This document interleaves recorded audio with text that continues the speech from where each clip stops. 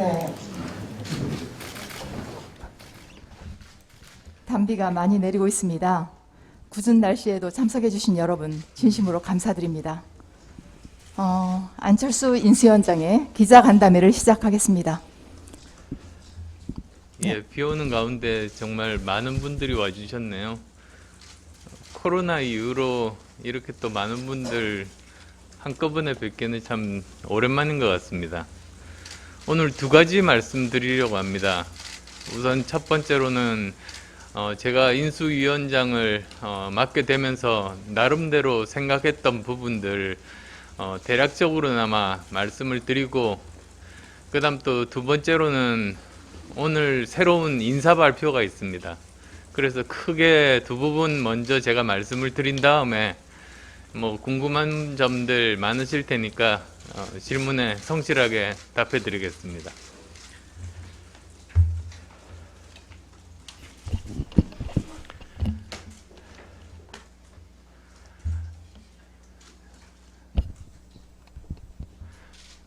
사랑하는 국민 여러분, 윤석열 대통령 당선인의 대통령직 인수위원장을 맡은 안철수입니다. 부족한 사람이 국민통합정부의 성공을 위한 일념 하나로 중책을 맡았습니다. 앞으로 임명되실 인수위원 분들과 함께 새 정부의 비전과 철학을 정립하고 국정과제와 추진 전략을 위한 국정청사진의 밑그림을 차분하지만 신속하게 준비해 나가겠습니다. 무엇보다도 세계적 흐름에 따른 시대의 요구와 국민의 뜻을 엄중히 인식하고 꼭 필요한 국정과제를 발굴하고 만들어 나가겠습니다. 저는 국정청사진을 준비하면서 5가지 시대적 과제가 있다고 생각합니다. 당선인께서도 국민들께 약속하신 내용이고 제가 대통령 선거에 출마했을 때 말씀드렸던 과제이기도 합니다. 첫째, 공정과 법치 그리고 민주주의의 복원입니다. 우리 사회 곳곳에 자리 잡고 있는 대학 입시, 취업 등에서의 불공정 반드시 바로잡아야 합니다. 자기 편이라고 봐주고 상대편이라고 죄를 뒤집어 씌우는 일 없이 만인은 법 앞에서 평등해야 합니다. 그리고 언론 장악, 음모 등을 물리치고 민주주의를 복원시켜야 합니다. 둘째, 미래 먹거리, 미래 일자리의 기반을 만들어야 합니다. 박정희 대통령께서 경제개발 5개년 계획으로 만든 중화학공업, 철강, 조선 등으로 우리는 1980년대, 1990년대 20년간 먹고 살았습니다. 김대중 대통령께서 초고속 인터넷 망을 깔고 벤처붐을 일으켜서 우리는 2000년대, 2010년대 20년간 먹고 살았습니다. 이제 다음 대통령은 4차 산업혁명 시대를 선도하며 새로운 미래 먹거리, 미래 일자리의 기반을 반드시 만들어내야만 합니다. 셋째, 지역 균형 발전입니다. 저출생의 이유를 좋은 직장이 부족하고 집값이 너무 올라 결혼을 할 수도 없고 결혼을 하더라도 늦게 할 수밖에 없어서라고 분석하는 분들이 많습니다. 그런데 여기서 간과하고 계신 부분이 저는 한 가지가 있다고 생각합니다. 바로 지역균형 발전의 실패가 저출생 현상을 더욱 심화시킨 근본적인 원인의 하나라고 생각합니다. 이 말씀을 하시는 분들이 없기에 제가 드리는 말씀입니다. 왜냐? 좋은 직장들이 수도권에 몰려 있으니 지방의 청년들이 떠나면서 지역은 저출생, 고령화가 심화되고 수도권은 수도권대로 직장 부족과 높은 집값으로 결혼할 수 있는 상황이 되지 못해서 저출생이 심화되는 겁니다. 따라서 저는 지역균형 발전은 되면 좋은 게 아니라 대한민국의 미래를 위한 필수적인 과제라고 생각합니다. 넷째, 대한민국의 지속 가능성 문제입니다. 우리는 OECD 국가 중 부채 증가 속도 1위로 재정 건전성이 급격하게 악화되고 시급한 연금 개혁이 지연되고 있습니다. 저출생 고령화 현상도 근본적인 해결 방법을 찾아야 합니다. 탄소 중립도 우리 아이들을 위해서 최선을 다해 실현해야만 할 과제입니다. 이러한 문제들을 해결해야만 우리 대한민국은 지속 가능할 수 있습니다. 다섯째, 국민 통합입니다. 국민이 분열되고 위기를 극복한 나라는 없습니다. 지금 대한민국은 코로나19 사태, 현재 진행되고 있는 4차 산업혁명, 그리고 미국과 중국의 과학기술 패권전쟁의 틈바구니 속에서 어떻게 생존할 것인지 전 국민의 지혜를 모아야 할 때입니다. 우리 사회 곳곳에 만연한 이념, 지역, 세대, 계층 간의 갈등을 해소하고 국민 통합을 이루어야만이 현재의 위기를 극복할 수 있을 것입니다. 인수위원회는 이러한 5가지 시대적 과제를 해결하기 위해 현 정부 정책 중 이어갈 과제와 수정 보완할 과제, 폐기할 과제를 잘 정리하겠습니다.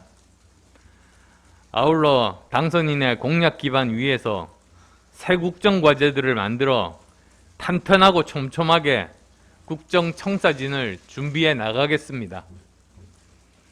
반드시 국민을 위해 성공한 정부의 밑그림을 그려내겠습니다.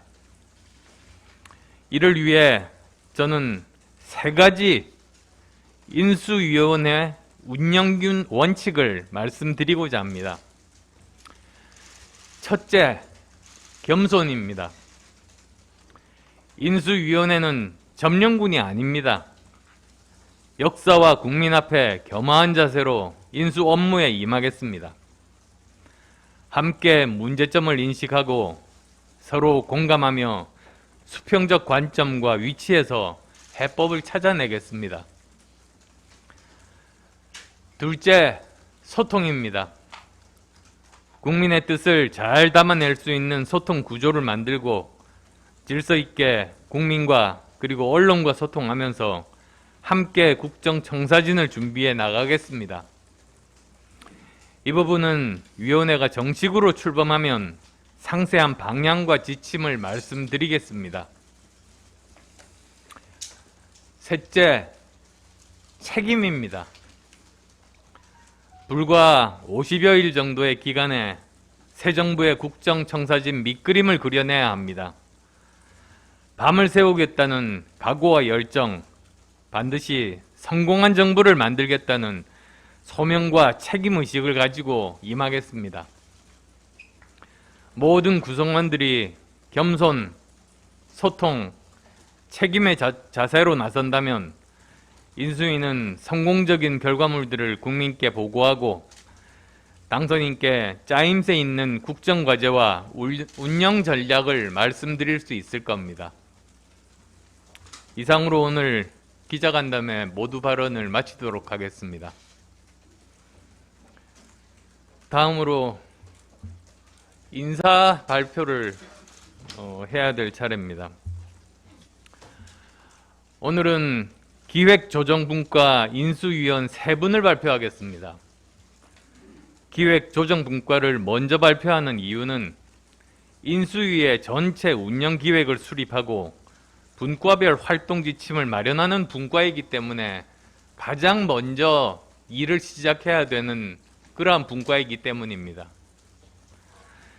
기획조정분과 인수위원 3분은 국민의힘 추경호 의원, 국민의당 이태규 의원, 서울대 최종학 교수님입니다. 국민의힘 추경호 의원께서 간사를 맡습니다. 인수위 운영이나 국정 비전과 철학, 국정과제 등은 세 분이 함께 논의하고 구체적인 실무 조정이나 관장에 있어서는 경제 분야는 추경호 의원께서, 비경제 분야는 이태규 의원께서 담당할 것입니다. 두 분 의원에 대해서는 이미 상임위 의정활동이나 기타 정책기획 역량 등을 통해 대표적인 정책통이나 기획통으로 충분하게 평가받은 분들이라고 생각해서 더 이상 말씀드리지 않겠습니다. 최종학 교수님을 선정한 이유에 대해서 말씀드리겠습니다. 최종학 서울대 교수님은 기업 및 정부의 정책과 법률에 실제 반영될 정도로 영향력이 있는 숫자로 경영하라 시리즈의 저자로 유명한 회계 전문가입니다. 최 교수님을 기획조정분과 인수위원으로 모시게 된 배경은 아주 명료합니다. 최 교수님은 의미 없던 숫자에서 무궁무진한 정보를 읽어내는 능력을 가지고 계신 분입니다. 국가는 누가 어떻게 경영하느냐에 따라 국가의 운명이 달라집니다. 그런 의미에서 최 교수님께서 국가 재정을 들여다보고 우리가 놓치고 있는 부분에서 통찰력을 발휘해서 윤석열 정부가 더 효율적으로 운영될 수 있는 묘수를 함께 찾아주실 것으로 기대하고 있습니다. 또 숫자에만 능하신 게 아니라 인문학적 소양도 많이 쌓으셨기 때문에 윤석열 정부의 국정 철학이나 비전을 브랜딩하는 데 중요한 역할을 해주시기를 바라며 모셔왔습니다. 고맙습니다. 네. 기타 사항에 대해서 궁금하신 분 있으시면 소속과 성함 말씀해 주시면 지정해서 질문 받도록 하겠습니다. 질문하실 분 있으십니까?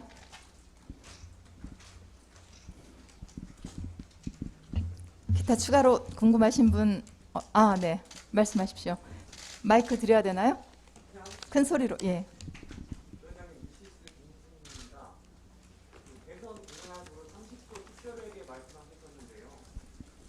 코로나 비상대응 특별위원장으로서 자영업 보상을 사실 구상이 어떻게 되시는지 하고 당선인하고 이견이 좀 있을 경우에 어떻게 조정하실 생각이신지 궁금합니다. 세부적인 부분들은 모두 다 어느 정도 위원들이 다 구성되고 난 다음에 그 다음에 세부적인 내용들은 말씀드릴 수 있을 것 같습니다. 그렇지만 코로나 특별위원회는 제가 맡고 있는 분야니까 대략적인 구상을 말씀을 드린다면 크게 두 파트로 구성이 됩니다. 그래서 한 파트는 의료 파트에서 방역이라든지 백신 정책이라든지 또는 그 아주 중환자에 대해서 병상 확보라든지 이러한 부분들에 대한 것을 담당을 하게 됩니다. 또 다른 파트는 소상공인 그리고 또 여러 가지 자영업자분들에 대한 손해보상을 어느 정도 어떻게 어떤 시기에 어떤 방법으로 하는 것이 과연 국가 재정에 무리가 가지 않게 하면서도 실현 가능하게 할 수 있을 것인가, 그것에 대해서 기재부 출신 공무원들도 차출하고 여러 분야 전문가들과 함께 의논하고자 합니다. 다른 분 질문 있으십니까? 네. 이어지는 질문인데요. 그 병사 월급 200만 원이나 뭐 양성평등도 뭐 설립 같은 이제 좀 얘기들이 이제 많이 있었는데 이제 윤 당선인께서는 뭐 여성가족부 폐지해야겠다 이런 말씀도 하시잖아요. 그래서 이렇게 윤 당선인과 생각이 다른 부분들을 앞으로 어떻게 해 나가실 건지 좀 궁금합니다. 지금까지 보시면 아시겠습니다만 공약과 국정 과제가 이렇게 정확하게 일치하는 부분들이 역대 정부에서 50% 정도였습니다. 제 기억에 이명박 박근혜 정부 때 50%, 그리고 노무현 정부 때 60% 정도, 그렇지만은 지난번이 아니죠. 바로 지금 문재인 정부에서는 인수위 없이 하다 보니까 공약을 거의 다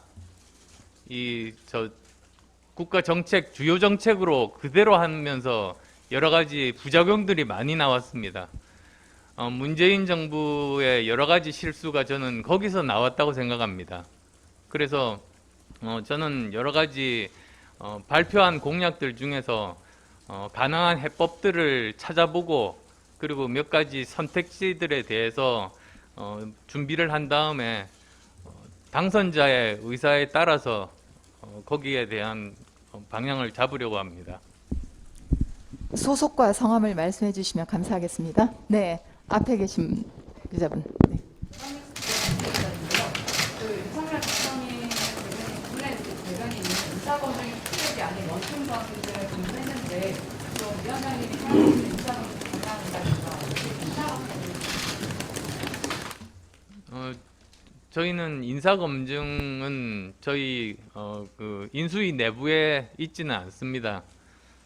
아마도 그 부분들은 여러 가지로 가장 효율적인 그런 위치에서 조직을 만드실 거라고 저는 생각하고 지금 현재도 어느 정도 부분적으로나마 돌아가고 있는 것으로 그렇게 알고 있습니다. 자, 다른 분 앞에 계신 분. 예. 아까 공약이 수정될 수도 있다고 말씀하셨는데 그럼 실제로 윤 후보가 낸 공약들이 폐기될 수 있다. 아까 전 예시가 여가부 페이지였는데요. 폐기는 아니고 저희가 여러 가지 몇 가지 방향에 가능한 그런 정책적인 방향들에 대해서 그 보고를 드리고 그 중에서 선택을 윤 후보께서 당선자께서 하시는 것이 저는 올바르다고 생각합니다. 한두 분 더. 네, 질문. 네네. 지금 조은호 기자입니다. 윤 당선인께서 부산 엑스포 특위를 설치를 제가 하셨다고 하셨는데 그거에 대한 아직 정확한 정보가 아직 없는데 그거에 대한 진행 상황을 좀 알고 싶습니다. 예, 저희도 지금 이제 인수위원을 선정하는 단계이기 때문에 인수위원들이 선정되고 특히 그 부분은 지역 공약 부분에 대해서니까 아마도 국가균형발전위원회에서 주로 맡게 될 겁니다. 그렇게 되면 거기서 치열한 논의를 통해서 그리고 지금 현재 상황에 제대로 맞는 객관적인 그런 해결 방안들을 저희들이 제시하겠습니다. 한두 분만 더 받겠습니다. 우선 질문 뒤에 계속 손 드시고 계시는 분. 네. 박지원 기자님. 안녕하세요. 매일경제 박재환 기자입니다. 오늘 저기 과학기술부 총리 논의가 있다는 보도가 나왔는데 당선인 측에서는 사실 두 분이라는 이상한 정보를 알고 있는데요. 잘 못 들었어요. 과학기술부 총리 논의가 있다는 얘기가 나왔었는데 당선인 측에서는 사실 두 분이라고 말씀을 하신 것 같아요. 인수위원장으로서 과학기술부 총리 필요성에 대해서 어떻게 보고 계신지 예, 지금 말씀드리기는 세부적인 사항에 대해서 말씀드리기는 너무 빠릅니다. 그래서 주로 정부 조직 개편에 대한 부분들은 아마도 기획조정분과에서 주로 다루게 될 것이고 거기서 나온 안에 대해서 몇 가지 안들이 각각 안에 대해서 장점과 단점이 있지 않겠습니까? 그걸 보고 판단하도록 하겠습니다. 그런데 왜 계속 저를 따라다니네요? 네. 두 번째 줄. 예.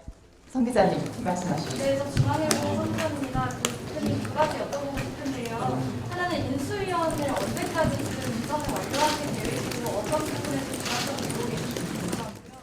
두 번째로는 이제 좀 다른 이야기일 수도 있겠지만 향후 국무총리 지명 단계에서 위원장님께서 이제 총리 후보군으로 오실 수 있다라는 이야기를 들었는데 이 부분에 대해서 좀 우선 인수위원 인선은 이번 주 말까지 가능하면 마칠 것을 목표로 하고 있습니다. 그렇게 되면 이번 주말 내지는 다음 주 초부터 정상적으로 돌아갈 수 있지 않겠습니까?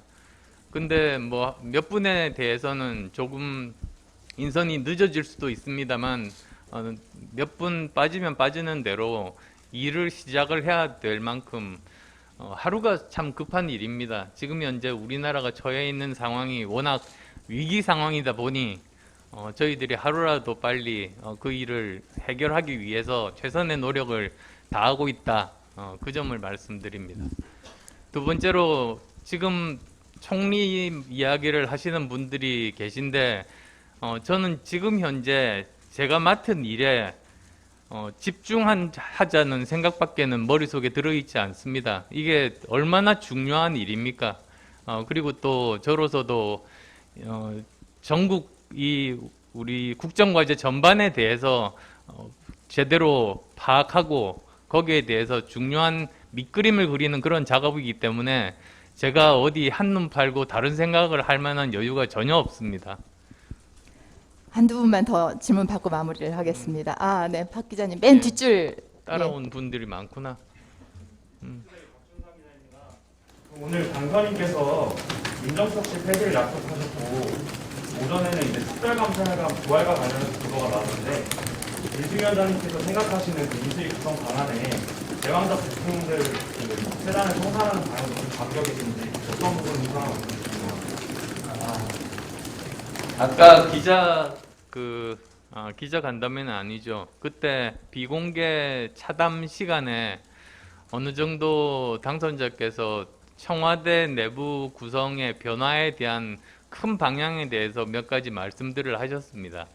근데 그게 확정된 것이라기보다는 이제 그걸 바탕으로 우리 내부에서 그것을 맡은 분야에서 제대로 잘 분석하고 파악해서 좀 더 세밀한 계획들을 만들어서 드리려고 그렇게 생각하고 있습니다. 그래서 큰 방향에 대해서 지금 현재 당선인께서 생각하시는 부분들에 대해서는 오늘 대변인이 발표를 했습니다만 좀 더 구체적인 것들은 이 인수위원회가 어느 정도 자리를 잡으면 그때 말씀드릴 수 있을 것 같습니다. 네, 다음 질문 한 분만 더 받겠습니다. 이렇게 손을 드시는 분이 너무 많네요. 네, 맨 뒤부터 먼저 한번 하겠습니다. 네. 해야 되는데 이제 대표님께서 유수위원장으로 들어가시고 이태규 총장이 계속 유수위원으로 들어가시게 되면 특단 관련 부분은 어떻게 추진이 되고 그쪽은 우선은 사무총장들끼리 만나서 빠른 시간 내에 논의를 해서 진행이 될 겁니다.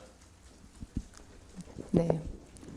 자, 다음 질문 한 분만 받고요. 마무리하겠습니다. 네, 여기 앞에 계시는 분. 예. 오마이뉴스 박현광입니다. 아까 말씀하실 때 언론 장악에 대해서 호텔이 보강시켜야 한다 이렇게 말씀하셨는데 그 내용이 좀 어떤 부분을 말씀하시는지. 뭐 여러 가지 아니겠습니까? 사실 뭐 오마이뉴스에서도 반대하셨던 그 언론중재법 개정안 그런 법이 나오게 되는 것 자체가 저는 언론의 자유를 막는 것이라고 생각합니다. 유엔에서도 공식적으로 거기서 책임 있는 분이 나와서 그렇게 발언을 했습니다. 그래서 이런 부분들에 대한 것들을 말씀드린 겁니다. 네, 이상으로 오늘 기자간담회를 마칠까 합니다. 굳은 날씨에도 참석해 주신 여러분 진심으로 감사드리겠습니다. 네, 예, 마치겠습니다. 고맙습니다.